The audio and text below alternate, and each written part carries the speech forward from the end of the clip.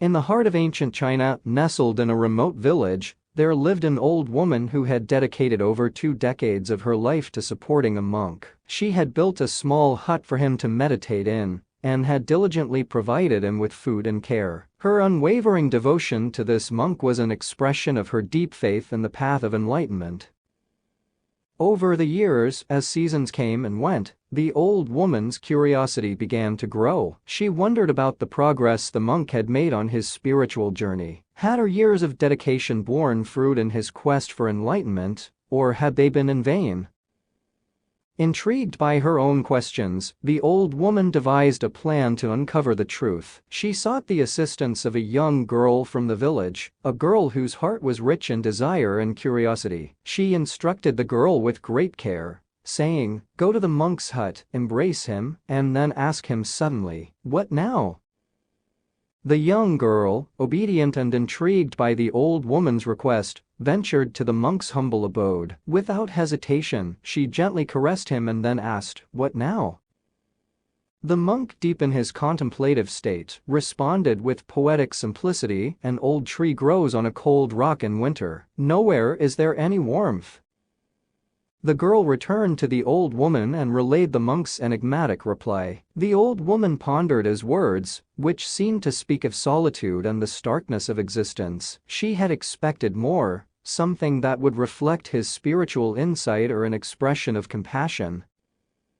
"To think I fed that fellow for 20 years, the old woman exclaimed in a mixture of disappointment and anger. "He showed no consideration for your needs, no disposition to explain your condition. He need not have responded to passion, but at least he should have evidenced some compassion."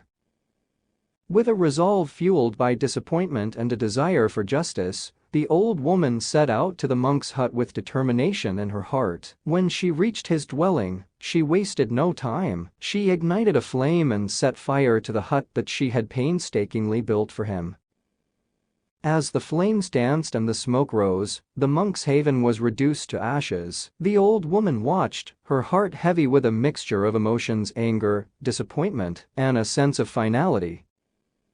The monk, who had been meditating within, sensed the change in the atmosphere. He emerged from the burning ruins of his hut, his expression calm and serene. He did not resist the destruction of the place he had called home for so long, nor did he display any distress at the loss of his shelter and possessions.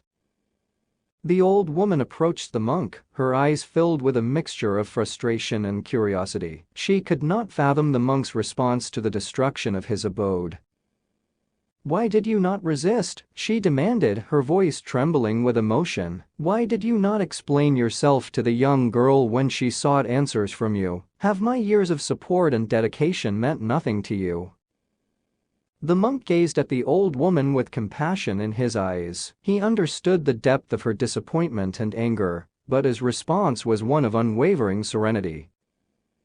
"Old woman," he began, "the hut you built for me was a shelter for the body. But my true dwelling has always been in the vastness of existence. I have found warmth in the embrace of the universe, and solitude has been my greatest teacher." As for the young girl, she sought answers of the heart, and my words were meant to reflect the nature of our human condition. Compassion is not confined to words, but it flows through the actions of the heart. The old woman stood there, her anger gradually giving way to understanding. She realized that the monk's response, though seemingly cryptic, held a profound truth. It was a reminder that the path of enlightenment was not about comfort or possessions, but about inner transformation and an understanding of the human experience. In the end, the old woman's act of burning the hut was not an act of destruction, but a symbolic gesture, a letting go of attachments and expectations. It was a profound teaching in itself, one that the monk had recognized and embraced. With newfound clarity, the old woman bowed deeply to the monk, acknowledging the depth of his wisdom. She understood that her years of dedication had not been in vain, for they had led her to a moment of profound insight and understanding. As the flames of the burning hut flickered in the fading light, the old woman and the monk stood in silence, connected by the shared wisdom of the heart and the boundless compassion that transcended words and actions.